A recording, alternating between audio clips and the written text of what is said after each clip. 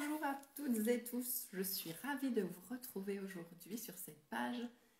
Nous allons commencer la série de 5 pensées qui nous coincent. J'ai dû faire un très gros tri, sachant que nous avons 6200 pensées par jour. C'est ce que viennent de découvrir des chercheurs grâce à l'IRM, puisque lorsque l'activité neuronale change, les zones qui sont utilisées dans notre cerveau changent. Donc 6200 pensées par jour. Alors, ce qui est quand même intéressant, c'est que ce ne sont pas tout le temps des pensées qui nous coincent, et heureusement pour nous. Donc, je voulais commencer par cette pensée coinçante. Je n'ai pas les capacités que je pourrais aussi appeler je ne vais pas y arriver. Donc, une pensée tout de même assez plombante qui nous bloque, qui nous empêche d'avancer, que ce soit personnellement ou professionnellement. Je voulais commencer par une citation. Ce n'est pas parce que c'est compliqué que nous n'y allons pas, mais c'est parce que nous n'y allons pas que cela devient compliqué. C'est vraiment une citation que j'aime beaucoup parce qu'on a l'impression que les choses sont compliquées, on ne fait pas le premier pas, mais c'est parce qu'on ne fait pas le premier pas qu'on n'y va pas et qu'on laisse la peur monter. Je voulais vous donner 2 images. Est-ce que vous voyez un poulain lorsqu'il vient de naître et je pense à peu près au bout d'un quart d'heure ou 10 minutes, il va se mettre debout. Il va être capable de marcher. Je voulais aussi prendre l'autre image d'un bébé ou d'un enfant qui a déjà un certain âge, qui a 2-3 ans, ou peut-être plus petit. Quand il commence à se mettre à 4 pattes, quand il commence à s'asseoir, quand il commence à marcher, quand il commence à manger tout seul, quand il commence à faire du vélo ou bien d'autres choses. Je prends ces 2 exemples-là parce qu'à aucun moment, que ce soit le poulain ou que ce soit l'enfant, le bébé, il va se dire « je n'ai pas les capacités pour faire ceci ou pour faire cela ». Il ne se pose absolument aucune question. Je prends ce parallèle-là de ces 2 images parce que, être humain, nous sommes aussi des animaux. Par contre, la seule chose qui nous différencie des animaux, c'est que nous avons un plus gros cerveau que les animaux. Nous avons un cerveau qui est là pour nous aider à planifier, à organiser, à résoudre des problèmes. Simplement qu'à certains moments, ce cerveau nous commande, alors que c'est nous qui sommes le maître de ce cerveau. Je parlais de capacités, je n'ai pas les capacités. Donc en réfléchissant, je me suis dit que les capacités, ça pouvait être plusieurs choses différentes. Ça pouvait être les capacités intellectuelles, ça pouvait aussi être les capacités physiques, les capacités de création. Ça peut englober beaucoup de choses, le mot capacité. Alors ensuite, je me suis demandé d'où venaient ces pensées qui nous coincent, ces pensées destructrices, d'où ça vient.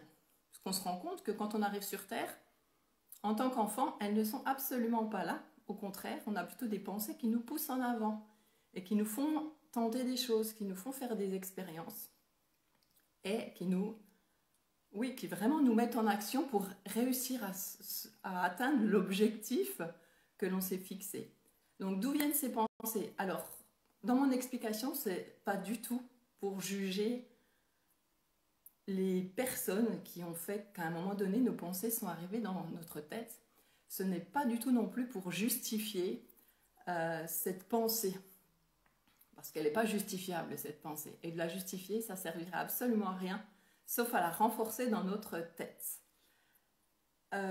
Cette pensée, elle arrive à partir de beaucoup de sources. La première source, ça peut être les parents, les grands-parents, les frères et sœurs. Ça peut aussi être l'école, ça peut aussi être la société en général. Donc toutes ces interactions avec l'extérieur vont nous faire nous rendre compte de certaines choses, vont nous faire capter beaucoup de choses par rapport au comportement des autres, et même si on a un peu moins de chance, nous allons entendre « tu n'as pas les capacités, tu ne vas jamais y arriver ».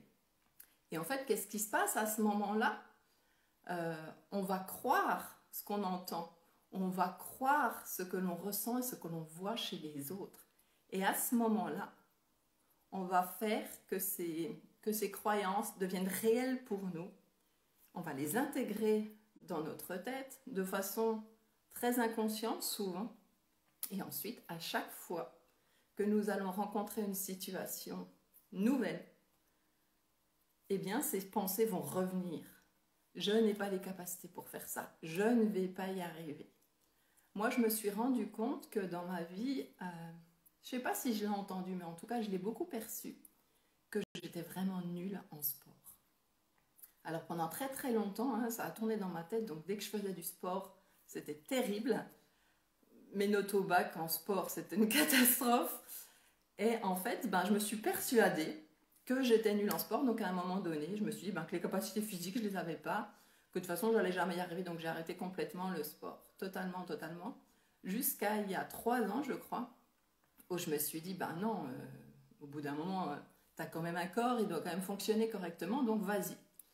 Donc je me suis mis à la danse africaine. Ça a été très très compliqué pour moi pas de me battre contre ces pensées, mais de les entendre et de faire le choix de ne pas les écouter. Et finalement, je me suis rendu compte que mon corps était capable de beaucoup de choses si mes pensées destructrices ne l'arrêtaient pas. Je me suis rendu compte que j'étais souple. Je me suis rendu compte que je pouvais évoluer au milieu d'un groupe. Donc c'était quand même une grosse découverte pour moi de me rendre compte que je pouvais passer par-dessus ces pensées et qu'en plus, ça créait quelque chose de nouveau et ça faisait que ces pensées s'amoindrissaient. Parce qu'en fait, les pensées, si vous pensez qu'elles vont disparaître, eh bien, je suis désolée. Non, elles ne vont pas disparaître. La seule chose, c'est qu'elles vont s'amoindrir parce qu'elles vont être remplacées par d'autres pensées. Par exemple, je n'ai pas les capacités. J'ai réfléchi à 2 choses que vous pourriez utiliser pour amoindrir cette pensée qui est très obsédante et très bloquante. Il y a par exemple, je n'ai pas les capacités pour l'instant. Ce qui veut dire qu'à cet instant présent, ok, je n'ai pas les capacités. Mais ce que ça implique derrière, ça implique que les capacités, je peux les acquérir si c'est quelque chose d'important pour moi. Ensuite, l'autre phrase que j'avais, c'était dans je n'y arrive pas. Par exemple, j'arrive pas à faire quelque chose, je le vois beaucoup avec les enfants qui s'énervent assez rapidement lorsqu'ils n'arrivent pas à faire quelque chose. Et je leur dis, mais en fait, la personne qui fait le marathon ou la personne qui fait les Jeux Olympiques, au départ, quand elle est née, elle n'est pas arrivée en faisant les Jeux Olympiques ni en courant un marathon de 42 km. Il y a eu de l'entraînement derrière. Donc je n'y arrive pas, ok, pour l'instant j'y arrive pas. Mais en m'entraînant, parce que c'est quelque chose d'important pour moi, il faut aussi qu'il y ait un sens dans cet entraînement et dans le fait d'y arriver. Avec cet entraînement, je vais être capable d'y arriver. Et je vais surmonter ça et je vais me rendre compte qu'en fait, tout s'apprend, tout s'apprend à partir du moment où c'est important pour nous et où ça a un sens. Peut-être que dans certains domaines, vous n'avez pas les capacités. Mais peut-être que c'est des domaines qui ne vous intéressent pas du tout. Donc pourquoi développer des capacités dans des domaines qui ne vous intéressent pas du tout? Ça, c'est une autre question. Ce que je me disais aussi, c'est que si vous avez envie de jouer cette semaine, puisqu'on se verra la semaine prochaine avec une nouvelle pensée, puisque la série compte 5 pensées, cette semaine, regardez dans quel domaine de votre vie vous vous racontez que vous n'avez pas les capacités et que vous n'y arrivez pas. Et quelles sont ces pensées qui tournent dans votre tête en boucle et qui vous mettent sous stress? Parce qu'en fait, ces pensées, à force de tourner, elles font qu'on ne se sent jamais bien, on est toujours en mode survie, on est toujours sous stress et on se rend bien compte qu'à un moment donné, le stress nous épuise au niveau intellectuel, au niveau physique, et que ce n'est absolument pas un comportement qui doit durer très très longtemps. C'est vraiment, dans certaines situations, hérité du cerveau reptilien, où, ok, je sens que je vais me faire attraper par une plus grosse bête que moi qui est capable de manger, donc à ce moment-là, il faut que mon corps, j'envoie toutes les énergies qu'il faut pour qu'il puisse se mettre à courir. Simplement qu'à l'heure actuelle, on n'est plus beaucoup en danger de mort, mais notre corps continue de réagir comme ça et de nous envoyer tout ce qu'il faut pour que toute l'énergie aille dans les jambes et qu'on puisse partir en courant.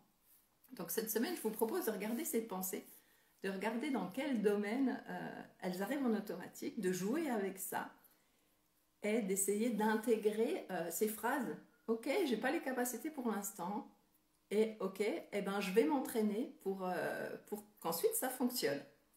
Donc je vous remercie beaucoup de m'avoir écouté. Pour moi, c'est important de faire ça le lundi matin à 9 heures, même si beaucoup de gens ne sont pas disponibles à cette heure-là, parce que je trouve que ça lance la semaine et ça amène de nouvelles expériences pour cette semaine.